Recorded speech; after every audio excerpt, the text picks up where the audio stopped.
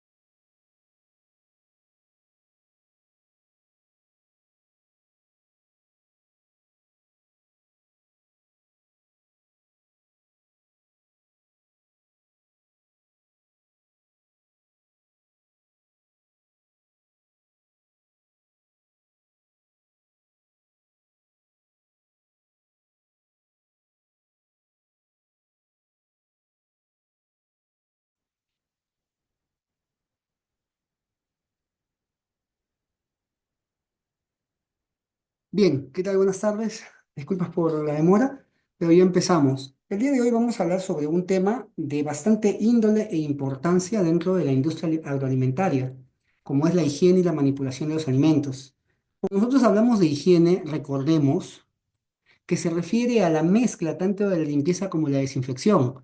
Y cuando hablamos de manipulación de alimentos, se refiere directamente al manipulador, es decir, la persona que va a tratar a tener contacto directo y de primera mano, de primera fuente con el alimento. Entonces, un alimento va a ser todo aquel producto que va a tener un fin netamente de ingestión. Cuando hablamos de higiene, recordemos que es un tema bastante amplio y dentro de ese tema nosotros vamos a hablar ya sea de limpieza y posteriormente de desinfección. Entonces, haciendo la antelación o explicando básicamente cuáles son los términos del tema del día de hoy, me presento, luego rápido nada más. Mi nombre es Gerson Ascate, soy biólogo microbiólogo titulado y egresado de la Universidad Nacional de Trujillo.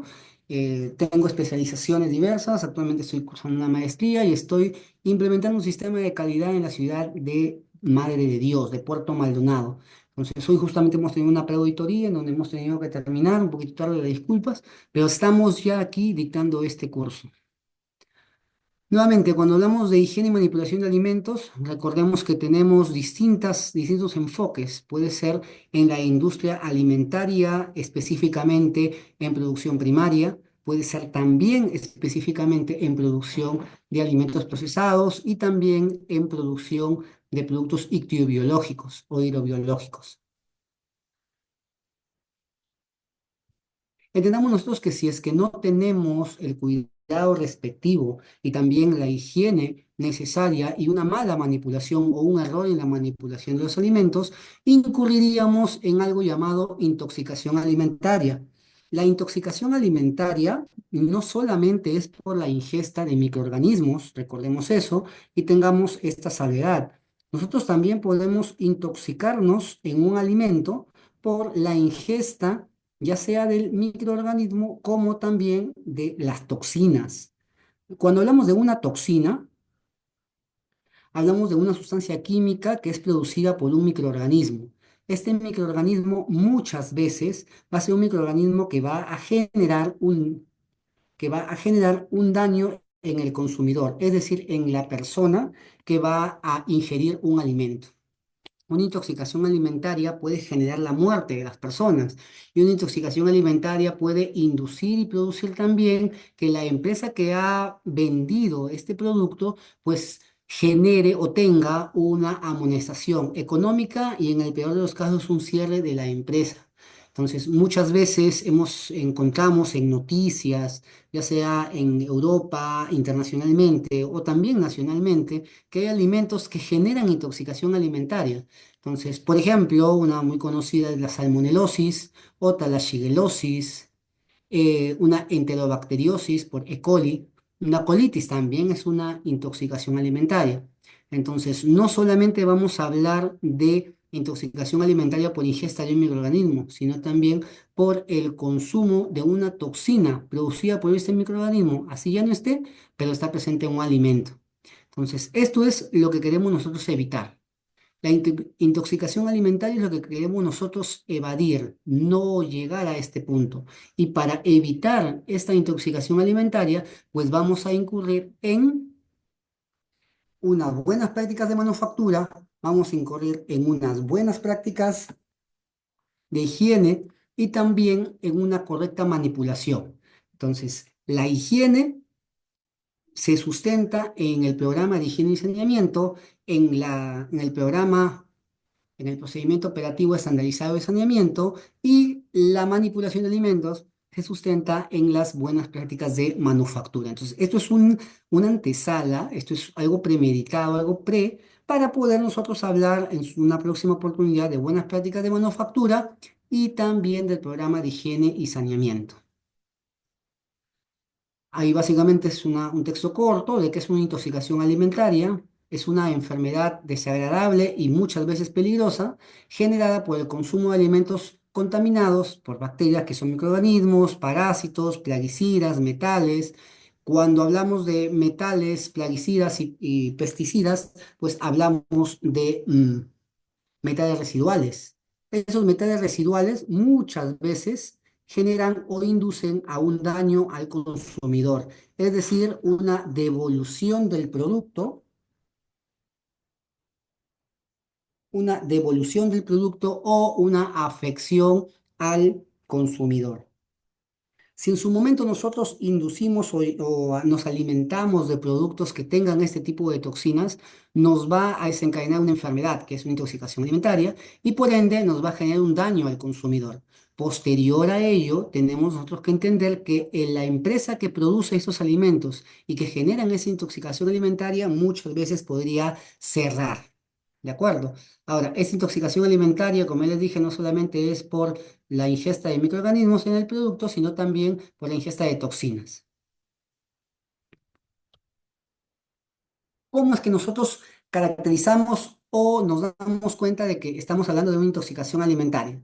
Porque genera o tenemos vómitos y diarreas, dolores abdominales, dolor de cabeza, padecemos fiebre, visión doble, ojos hinchados, fallas renales, artritis reactiva, que es cuando el líquido sinovial que tiene bastantes toxinas o tienes dolor al doblar las articulaciones, meningitis, que es una afección a nivel de la meninges o una de las capas que protege al cerebro, a todo tu sistema nervioso.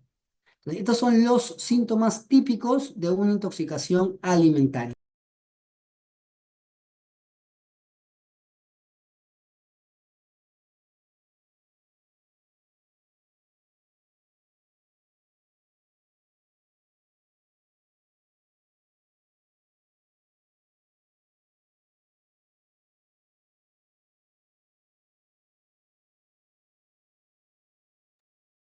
Seguimos.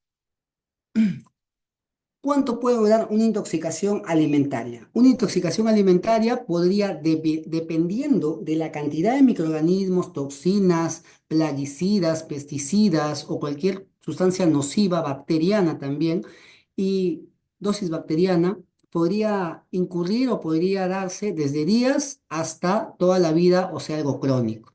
Entonces, si tengo una baja dosis, una baja cantidad de carga microbiana, una baja cantidad de pesticidas o de químicos o de toxinas en mi alimento, posiblemente nuestro sistema inmunitario podría lidiar con algunos malestares en los primeros días y luego, pues puede disminuir o puedes curar de esa intoxicación.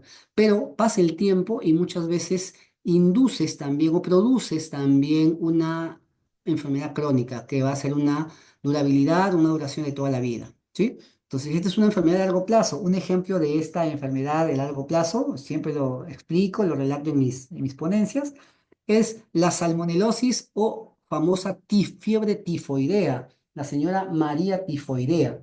Es una historia que es muy conocida por todas las personas que manejamos eh, el sector agroalimentario, una señora que se dedicaba a ser cocinera. Era cocinera en ciertos países y pues cada lugar a donde iba la familia a la que trabajaba, pues padecía de ciertas enfermedades. Y eso era porque la señora María no se lavaba las manos o no tenía una buena higiene durante la preparación de alimentos. Entonces, como ella era un paciente o un enfermo no reactivo, un enfermo asintomático, entonces ella no padecía estas enfermedades. Si bien es cierto, esta señora tenía un amarillamiento, una ictericia crónica en su cuerpo, hinchazón, pero como tenía sobrepeso, pues se camuflaba o se supería a ello. Lastimosamente, las personas que iban contratándola de tiempo en tiempo, pues padecían enfermedades que se convirtieron muchas veces en crónicas y otras en pasajeras. ¿Y cuál era el vector? Pues la señora. Como ella no tenía una buena higiene en las manos, toda la batería microbiana la transmitía a los alimentos y estos alimentos pues eran ingeridos por sus patrones. Y esto es un muy buen ejemplo en donde la señora María es la persona que toda la vida iba a tener esta enfermedad, esta salmonela. La salmonela se aloja, recordemos, la vesícula biliar. La vesícula biliar produce bilis y ahí es un medio propicio para que salmonela pueda vivir y subsistir. Saben que la vesícula biliar está cerca al hígado y por eso es que genera una hepatitis, y esta hepatitis pues genera un amarillamiento o ictericia, amarillamiento de la piel, de las manos, de todo tu cuerpo, de los ojos, de la esclerótica también. Entonces, entendamos bien, aclaremos bien este punto. Cuando nosotros tenemos una elevada dosis de toxinas en nuestro cuerpo, entonces podríamos tener una mayor y prolongada eh, enfermedad, ¿de acuerdo? O intoxicación alimentaria. Y algunos que pueden generar hasta la muerte dependiendo de la cronicidad de la enfermedad, de la intoxicación. Por ejemplo, si nosotros tenemos una enfermedad no tratada o maltratada de una bacteria llamada E. coli, el serotipo O 157, H7 o 157.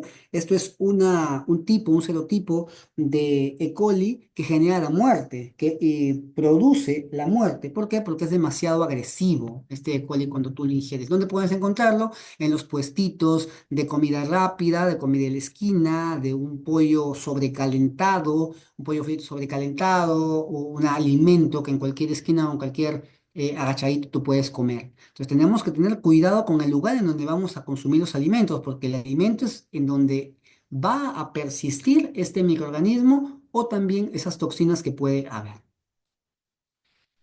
¿Cómo se relaciona, perdón, el manipulador de alimentos con la intoxicación alimentaria? En primer lugar, el manipulador de alimentos es quien va a generar esta contaminación en el alimento. Entonces, como el manipulador va a tener de primera mano contacto directo con el alimento, entonces en la preparación de esos alimentos, en el corte, en la cocción, en la manipulación, en el embandejado, en el contacto directo, pues es donde el manipulador va a preparar, va a proporcionar esta carga microbiana o esas toxinas o estos químicos hacia el alimento y este alimento sirve como vector para que tú puedas ingerirlo y por ende enfermarte. Entonces, ¿quién va a contaminar este alimento? El manipulador. Entonces, el tratamiento, recordemos bien, no debe ir al alimento. O sea, no es que nosotros como productores de un producto vamos a decir, el alimento tiene que someterse a una radiación UV o a una pasteurización para reducir la carga microbiana. Por eso es que existen los sistemas preventivos. Uno de ellos es el sistema HACCP. El sistema HACCP lo que me dice es que yo tengo que cubrir mis prerequisitos como BPM y POES para que cuando yo analice mis peligros y puntos críticos de control, no tenga ninguno de elevada carga o de elevado peligro. ¿Por qué? Porque yo he previsto anteriormente un buen lavado de manos, una buena manipulación, una buena limpieza, una buena higiene. Entonces, si nosotros queremos eliminar toda posibilidad de riesgo, tenemos que atacar, en este caso, al manipulador. Tenemos que atacar a la limpieza y la desinfección, llamado higiene. Entonces, no podemos nosotros dejar de lado las buenas prácticas de manufactura. ¿De acuerdo? ¿Cómo se elimina el riesgo? en primer lugar, ¿dónde están los microorganismos? En los alimentos. Entonces, los alimentos tenemos que nosotros examinarlos, revisarlos como materia prima. Muchas veces llega la materia prima a tu planta, a tu restaurante, a tu fábrica, y esta materia prima viene con piedras, viene con contaminantes, vienen con cargas, vienen machucados, vienen abiertos, vienen pelados, vienen con heces. Entonces tenemos que tener cuidado con ellos. Los alimentos tienen que ser inspeccionados antes de que puedan ingresar a la sala de proceso. También los microorganismos están en las personas que manipulan los alimentos. ¿Y en qué parte de estas personas? En las secreciones, en las manos, en las uñas, en el pelo, en la vestimenta. Por eso es que cuando nosotros procesamos o tenemos contacto con un alimento, usamos cofia, usamos guantes, usamos mascarilla, usamos un mandil, nos cortamos bien las uñas, muy pocas veces, y si es que se usan los lentes, se tienen que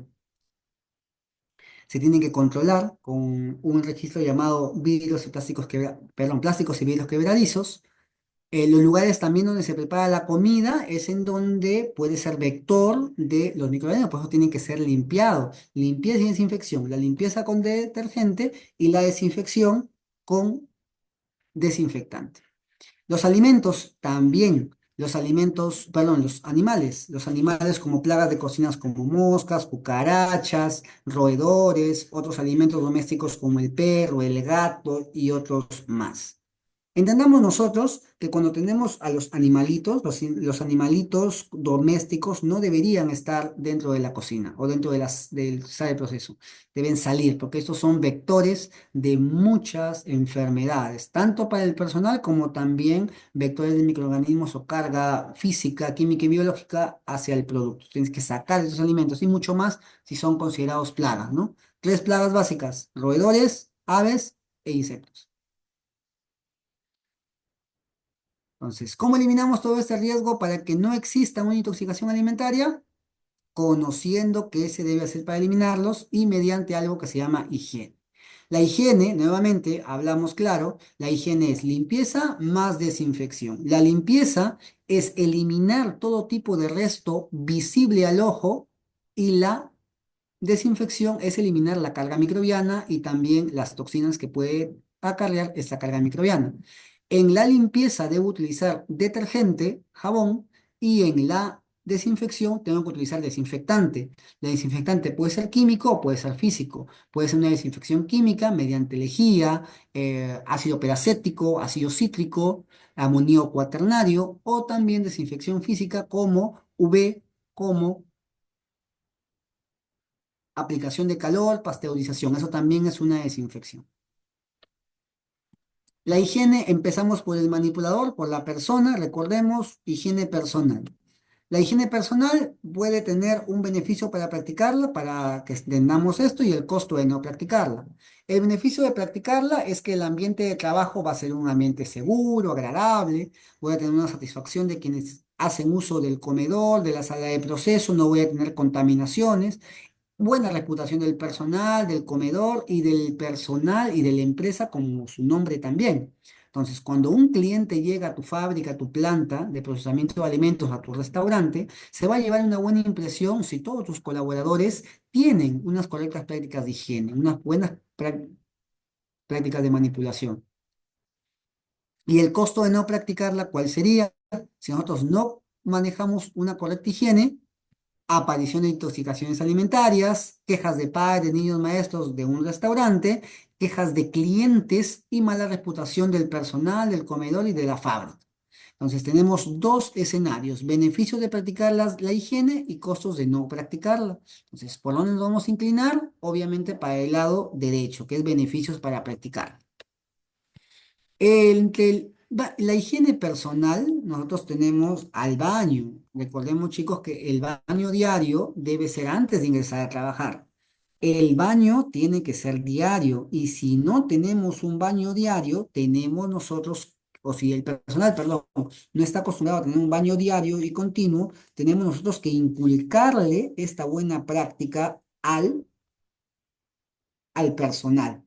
Es más, dentro de la fábrica, dentro del restaurante, dentro de la empresa, debería haber duchas para que de ese modo, pidiéndole al personal que se pueda bañar, se pueda duchar, pues nosotros le vamos a dar también la posibilidad de que esté presente una ducha o sea de fácil acceso el baño. ¿De acuerdo? Bien. En la higiene del personal también debe estar el uniforme. No hay que olvidar que los uniformes tienen que ser lavados. Muchas veces son lavados en casa. Yo no recomiendo eso. Yo recomiendo que debe haber una fábrica o una lavandería en planta para que sea lavado correctamente. Porque muchas veces, y eso me ha pasado también a mí en los distintos lugares donde he ido a implementar y trabajar, hay escasez de agua, hay lugares, asentamientos humanos, pueblos jóvenes o lugares, distritos, que muchas veces no hay mucha agua que digamos. Entonces, al no haber agua y mucho menos va a haber detergente y mucho menos va a haber prácticas cotidianas o plan de cultura, entonces el trabajador no va a lavar su uniforme o si tiene intención de lavarlo, no va a tener las herramientas o los insumos para lavarlo. Entonces, ¿cómo podemos nosotros ayudar a que la higiene en el uniforme se cumpla?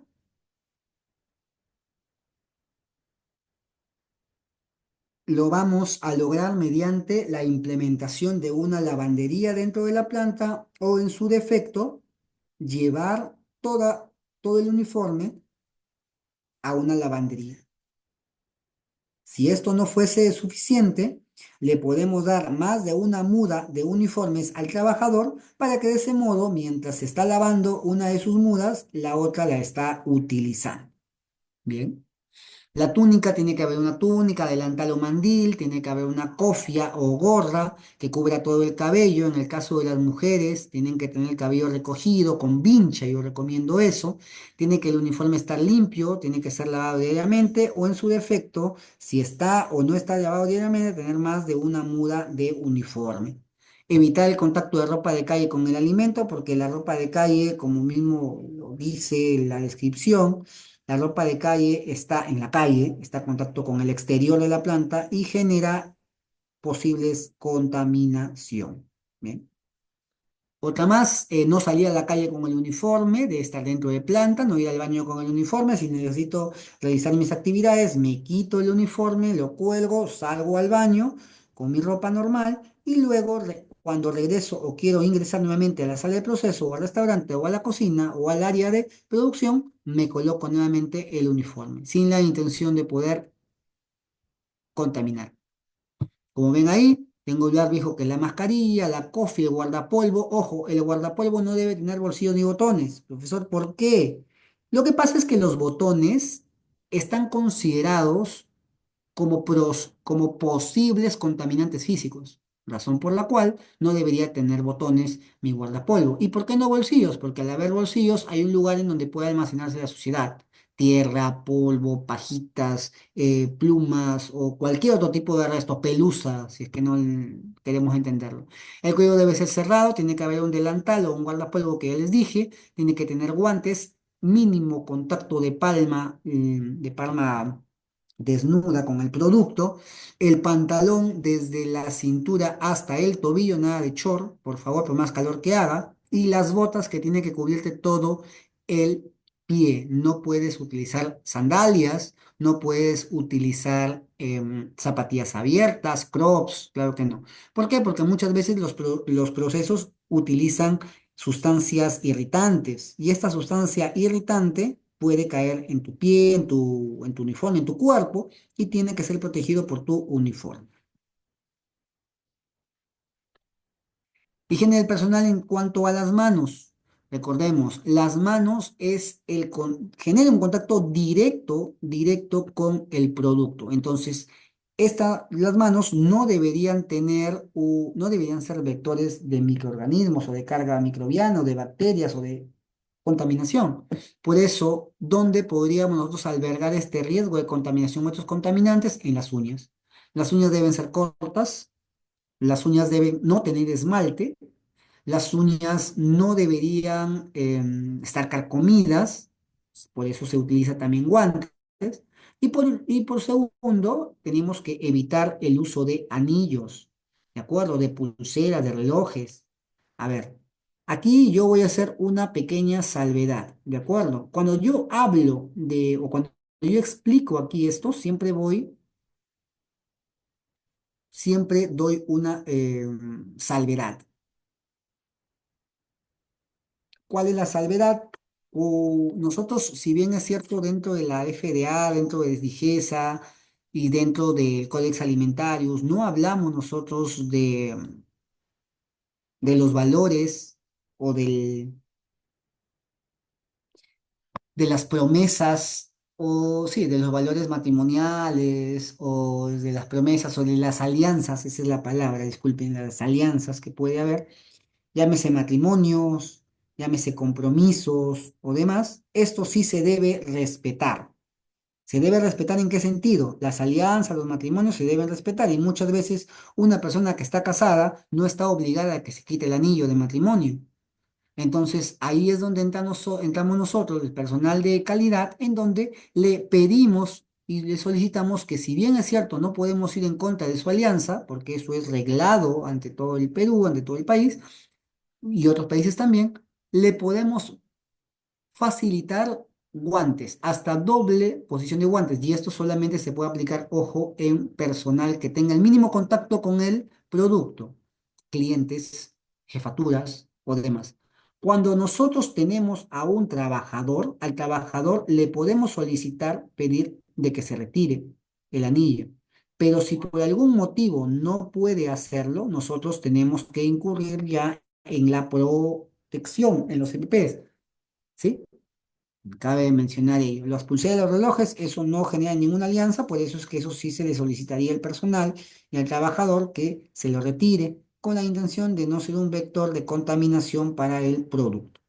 El lavado de manos, recordemos que esto se ha hecho muy conocido, popular en cuanto al COVID, ¿sí? Relacionado al COVID. El COVID nos ha traído a nosotros, aparte de muchas pérdidas, también bastantes consideraciones. ¿Qué consideraciones? Lavarse las manos continuamente, utilizar mascarilla en múltiples oportunidades, revisar en dónde me voy a sentar y con quién voy a tener contacto, tener hasta el día de hoy el control, un registro de control, perdón, dentro de mi planta, dentro de mi empresa. Entonces tenemos que tener consideraciones que antes, antes del COVID no las considerábamos, no las teníamos pauteadas. Para que el COVID sí. Y uno de ellos es, como le vuelvo a repetir, el lavado de manos. Lavado de manos de 30 a 40 segundos y este lavado de manos se tiene que hacer en toda la mano. Se tiene que primero utilizar agua, luego jabón, frotar la palma de las manos, el embés, entre los dedos, el pulgar, anular, índice medio y meñique en ambas manos, lavarse el antebrazo, utilizar el mismo movimiento de lavado de manos para la desinfección también. ¿Cuándo nosotros debemos lavarnos las manos? Debemos lavarnos las manos en todo este seriado de actividades. A ver, antes de empezar a trabajar con los alimentos, antes de manipular los alimentos, lavando las manos después de ir al baño. Yo sugiero antes y después, pero después de ir al baño, definitivamente sí. Después de manipular objetos sucios, puede ser cajas, cajones, escobillas, la bolsa de basura. Después de tocar dinero, después de tocar monedas, billetes, billeteras o cualquier otro tipo de material. Después de utilizar, de manipular o de usar o de tocar alimentos crudos, los alimentos crudos, como su mismo nombre lo dice, al ser crudos, muchas veces tienen una elevada carga microbiana, ¿no? Del campo. Después de manipular la basura, ya sea la manipulación de la basura propiamente dicha o en su defecto la manipulación de las bolsas de basura. Entonces, las bolsas de basura no debería manipular cualquier persona o el personal operario, sino debería manipular un personal de limpieza o saneamiento. Pero si en algún motivo tenemos el personal de manipulación que el personal de proceso que va a manipular las bolsas de basura, pues posterior a la manipulación, lavarse las manos y con ello ya salvamos el día. Después de comer, fumar, estornudar, toser, sonarse la nariz, tocarse el pelo, rascarse, es más, el estornudo procuremos que sea lejos del área de proceso. Si quieres estornudar, con tiempo, con antelación, hacia un costado, con el antebrazo cubrir, luego lavarse las manos o toda la zona donde ha sido, donde ha llegado estos fluidos en el estornudo. Para eso tiene que utilizarse también eh, mascarilla, mascarilla o barbijo. Después de utilizar el teléfono, muchas veces nosotros los inspectores, auditores, supervisores, utilizamos el teléfono para tomar fotos y si queremos manipular el alimento, entonces tenemos que lavarnos correctamente las manos, hasta dos veces, hasta dos veces repetidas, ¿no? Seguidas. Entonces ya tenemos entendido en qué momento nos vamos a lavar las manos con la intención de incurrir en una correcta limpieza. La higiene del personal en cuanto al cabello, recordemos que el cabello tiene que ser recogido, completamente recogido, cubierto totalmente con gorra cofia. La gorra, la cofia tiene que estar limpia, por favor. La gorra, la cofia tiene que estar limpia. No podemos nosotros reutilizar cofias, tenemos que utilizar cofias limpias, tenemos que utilizar cofias sanas, no pueden ser cofias rotas, tiene que utilizarse cofias sanas. Otro, tiene que ser el cabello limpio, perdón. El cabello limpio, ¿cuándo nos vamos a dar cuenta? Cuando el cabello no está brilloso, no utilizar gel. Otra cosa, cuando el cabello, cuando uno padece tal vez de caspa por estrés o por enfermedad, recordemos que debemos procurar cubrir el cabello correctamente. ¿Sí? Ojo acá, el cabello puede ser cubierto con gorra cofia, puede ser una gorra de tela, si es gorra de tela, lavarla periódicamente para que al día siguiente no mantenga la carga, la suciedad del cabello que está el personal utilizando. Y si es descartable, que es lo más recomendable, pues un uso, perdón, un uso y luego se descarta, ¿sí? Como su nombre lo dice, descarta. En cuanto a las enfermedades, nadie está libre de las enfermedades, señores, nadie está libre de las enfermedades, pero sí uno puede prever que estas enfermedades no generen un daño al alimento. Entonces, si uno padece de una enfermedad, por favor, informar a los superiores, al inspector, al TAC, al técnico de aseguramiento de la calidad, al supervisor, al jefe, pues que estamos padeciendo de una enfermedad, una gripe, tal vez diarreas, fiebres, mareos. Entonces, de esa manera cuidamos tanto al personal como también cuidamos al alimento, porque el personal no va a ser sometido a una tensión, a una presión en el trabajo, puede ir a descansar en casa y de ese modo se mejora y una vez que está mejorado, entonces puede reincorporarse a sus labores. Y en el caso del alimento, porque cualquier tipo de bacteria, microorganismo, virus que esté almacenado, que sea el vector de una persona, entonces puede ser transmitido también al alimento, razón por la cual este alimento puede resultar contaminado y también puede generar un daño, ¿sí? Entonces, nuevamente, cada vez que nosotros tengamos una enfermedad, por favor, avisar al superior. De ese modo podemos evitar ocasionar una contaminación a los alimentos. ¿Qué sintomatología podemos tener? Diarrea, vómitos, infecciones respiratorias como gripe, dolor de cabeza o demás. En este caso, no acudir al trabajo, sino comunicar, se da licencia y posteriormente, cuando ya esté mejor o ya esté recuperado, puede incorporarse. ¿Ok? Si nosotros tampoco, como las enfermedades, no estamos libres de padecerlas, tampoco estamos libres de alguna herida, rasguño, grano o absceso. Si nosotros padecemos de algún tipo de absceso, granos, muchas veces en esos granos y estos abscesos podemos nosotros albergar, ¿sí? Podemos nosotros albergar a bacterias. Algunas de ellas es Staphylococcus aureus, Streptococcus piógenes, que son bacterias de contaminación microbiana, que son bacterias de contaminación alimenticia, ¿de acuerdo? Las heridas tienen que ser completamente cubiertas, para eso existen curitas, Es más, existen curitas hasta curitas específicos. ¿En qué sentido? Curitas azules que tienen, si por un momento el curita cae, este curita tiene pequeñas fibras de metal que son identificadas en un detector de metales. Entonces, de ese modo, uno puede captar si es que este curita se ha caído o está perdido. ¿Sí? De ese modo podemos controlar también algún tipo de contaminación física. En caso de rasguños, por favor, atenderse pronto y aparte de ello, lograr que ese rasguño pues no pase a una infección. Al contrario, tiene que ser protegido. De ser cubiertas con vendajes o curitas coloreados de impermeables al agua, debe también colocarse guantes y de ese modo vamos a evitar el contacto directo de este tipo, esta herida, rasguño, grano, absceso, ¿con qué? Con el alimento. Carnet de salud. El carnet de salud yo recomiendo, si bien es cierto, te piden el municipio u otras empresas, yo recomiendo que más que carnet de salud sea un examen médico ocupacional, porque muchas veces este examen médico ocupacional o examen médico me da un mayor panorama de cuál es la enfermedad del paciente y posteriormente su tratamiento.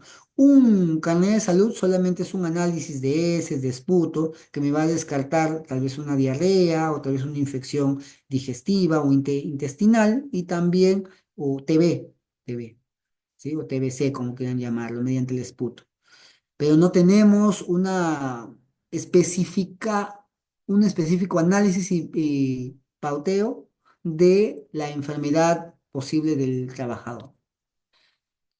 Eso no quita que debes sacar tu carnet de salud. En los municipios sacan los carnets de salud, ¿sí? Los carnets de salud. O carnet sanitario. Las conductas para evitar mientras se manipulan los alimentos, debemos, por favor, evitar comer. No se puede comer en una sala de alimentos, no tomar mates, que es muy conocido en la sierra. No sonarse la nariz, toser o estornudar encima de los alimentos, a un costado, ya les dije. Está prohibido, completamente prohibido fumar, masticar o mascar chicles, secarse la respiración con el uniforme. Por favor, he visto trabajadores que han hecho eso, me dicen, no, es que mi supervisor no me dice nada. Claro que no. Lo que pasa es que uno, que el supervisor está mal informado o no tiene el debido manejo de habilidades para poder transmitirle al operario. Y por otro lado, que es un riesgo enorme poder secarse la transpiración con un uniforme. Muchas veces el uniforme es reutilizado 1 o 2 días, cosa que no debe darse, pero sí es la realidad. Bien, una vez que hemos nosotros hablado de la higiene del personal, ahora vamos a hablar de la higiene de los alimentos. Todo lo anterior son las buenas prácticas de manipulación, las buenas prácticas y correctas prácticas de higiene. Ahora vamos a hablar de la higiene de los alimentos. Cuando hablamos de higiene de los alimentos, por favor, es el buen manejo de los alimentos. Es correcta manipulación, correcto almacenamiento, correcta higiene, correcto descongelado, de correcta elaboración, por favor. Si es que tenemos alimentos que deban mantenerse congelados o alimentos que deban mantenerse en ciertas condiciones, vamos a verlo acá. Empezamos por la recepción de los alimentos. La recepción de los alimentos no hay que olvidar, por favor, tiene que ser en las mejores condiciones posibles y tiene que ser también registrado. Recibir los alimentos en la puerta de la cocina o en la puerta o en el área de recepción de materia prima. No apoyar las cajas, bolsas o cajones sobre la mesa de trabajo porque esto puede generar daños en las bolsas y hojavas y esto también puede generar contaminaciones. Observar la higiene del vehículo y del proveedor, por favor, si es un camión, mototaxi, he visto muchos tipos de vehículos, tienen que ser limpios, tienen que ser higienizados y limpiados antes de ingresar a la sala de proceso o a la sala de recepción de materia prima. Refrigerar los alimentos en forma inmediata en caso sea necesario, esto con la intención de mantener la cadena de frío y no generar daños en la producción del alimento. Observar, por favor, la fecha de vencimiento, observar las condiciones de envase, observar el olor y la...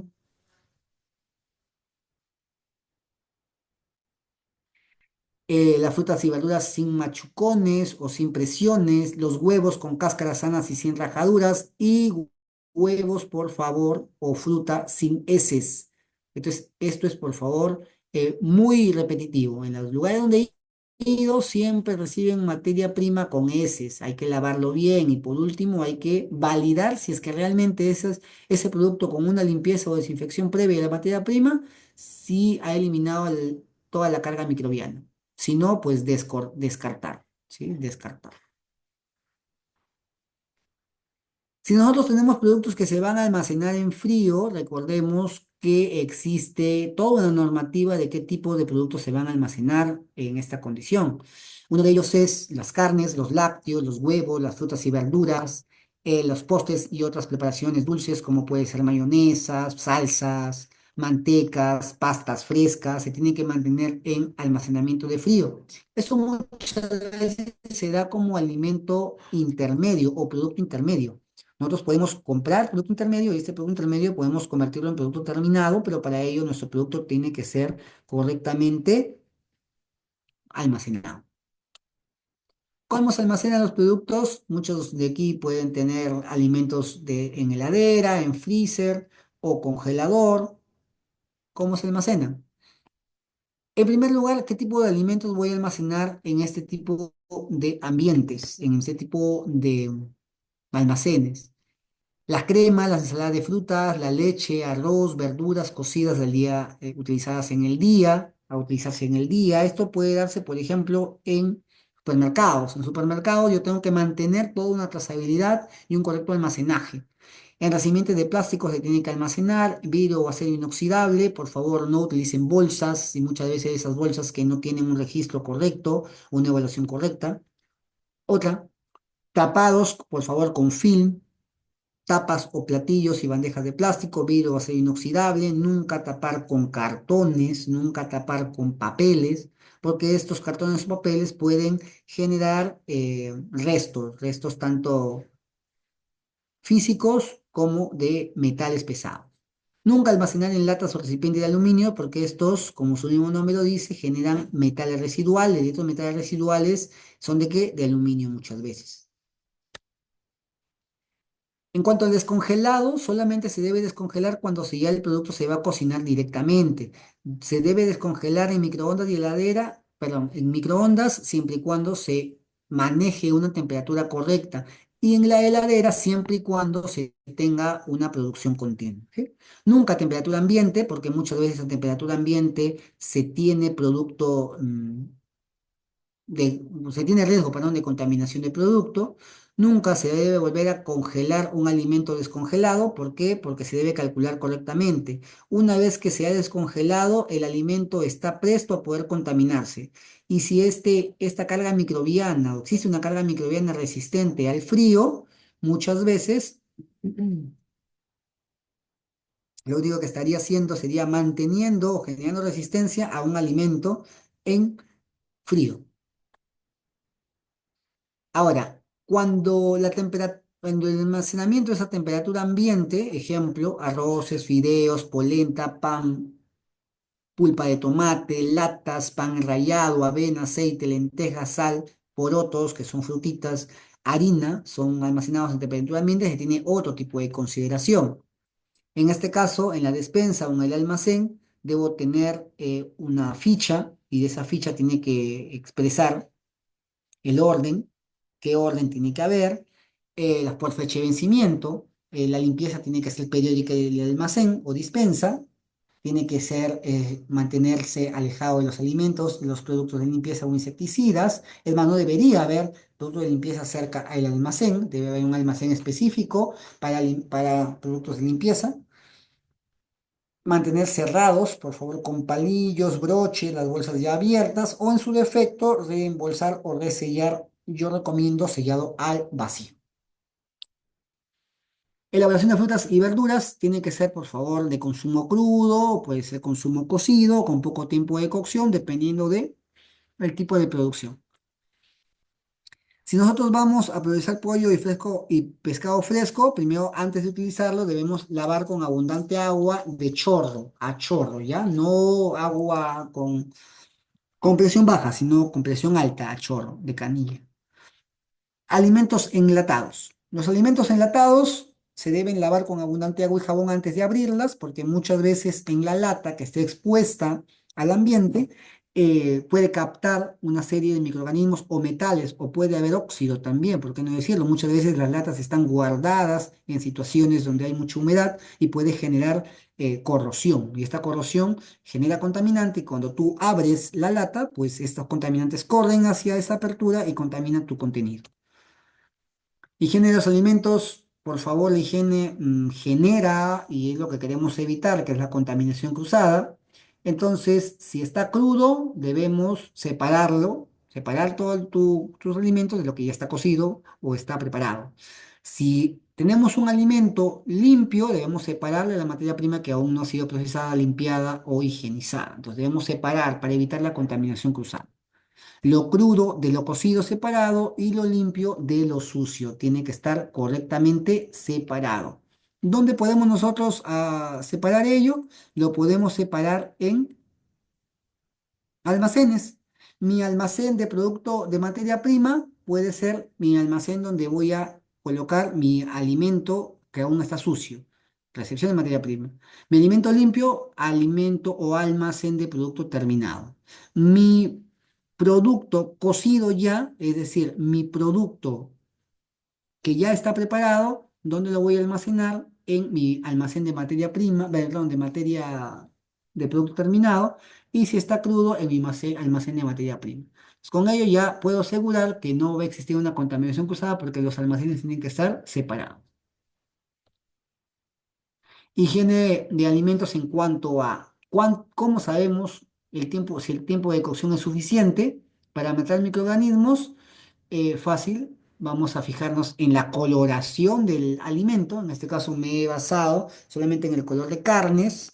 Cuando nosotros estamos cocinando o sometiendo a calor a la carne roja, tenemos un color café gris uniforme. Cuando tenemos la carne, que es una pechuga de pollo, el blanco opaco. El muslo de pollo, cuando ya ha eliminado o tiene un color grisáceo, es porque ya tiene una temperatura suficiente de cocción para eliminar los microorganismos. Y cuando el pescado opta por tener un blanco opaco, no translúcido, ojo, no translúcido, porque si no ya elimina todo tipo de insumos o todo tipo de alimentos, de insumos nutritivos, entonces ya tenemos a esa temperatura de blanco opaco no translúcido el tiempo suficiente como para poder decir que ha eliminado toda su carga microbiana. Entonces, este es un tratamiento que yo sugiero para los alimentos y de este modo este tratamiento va a ser eficaz para eliminar todo tipo de carga microbiana. ¿Sí? Mantenimiento de la preparación hasta el momento de servido, esto es importante también, ¿por qué? Porque si bien es cierto, yo voy a tener un producto que voy a despachar o que voy a colocar en mi o que voy a colocar en mi plato, en el plato donde voy a servir, muchas veces también no se tiene consideración en cuanto a el tiempo en que se va a servir. Muchas veces decimos, sí, lo voy a servir ya inmediatamente, pero pasa 10 minutos, 5, 10 minutos, 15 minutos y no vamos a servirlo o no vamos a despacharlo. Entonces, para eso, nosotros tenemos que validar, ¿sí?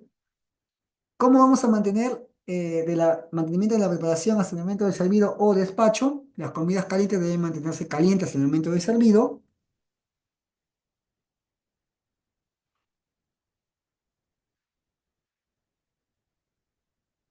Las comidas frías pueden enfriarse usando un baño María invertido, en este caso, en lugar de tener una temperatura alta, o temperatura mediana o media, y en una heladera correctamente cubiertos.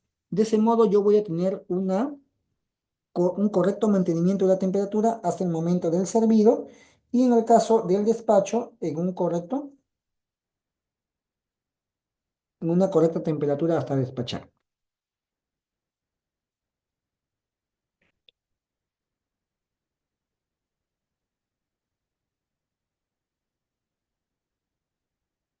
Ujú.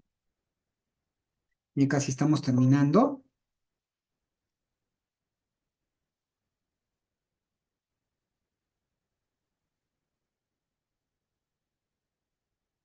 Debe realizarse, por favor, por el momento más próximo a la hora de la alimentación, del almuerzo, en el caso esto es para una concesionaria, ¿sí? Evitar servir alimentos con la mano, siempre utilizar guantes, usar una pinza para servir el pan o utilizar o para servir cualquier tipo de alimento fresco, agarrar los cubiertos con el mango, nunca con la parte de contacto con el producto, por favor, esto es algo muy común. Nunca elaborar alimentos desde el día anterior a consumirlos. Y si tenemos alimentos de primera mano o alimentos producidos en el momento, tenemos que acabar en nuestro stock, nunca guardarlo. Porque muchas veces al guardarlo vamos a incurrir en un calentamiento. Entonces, al calentar el producto,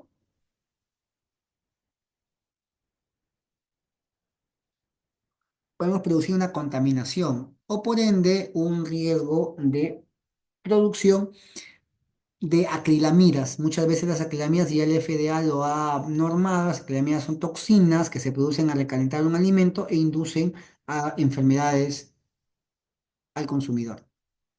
No brindarle a los niños comida que sobró el día anterior, porque muchas veces esto induce enfermedades también. Ni tampoco debe ser utilizada en preparaciones, ¿de acuerdo? Entonces, estas son indicaciones que nos dice la FDA para no incurrir en riesgos o atentado contra bueno, contra la salud del consumidor. Bien, esto ha sido todo el día por el día de hoy. Quisiera agradecerles por su paciencia, por su tiempo. Si en algún momento existe alguna duda, pues me la hacen para poder absorberla. Y si es que no, nos quedamos ya prestos para poder tocar el siguiente tema la siguiente semana.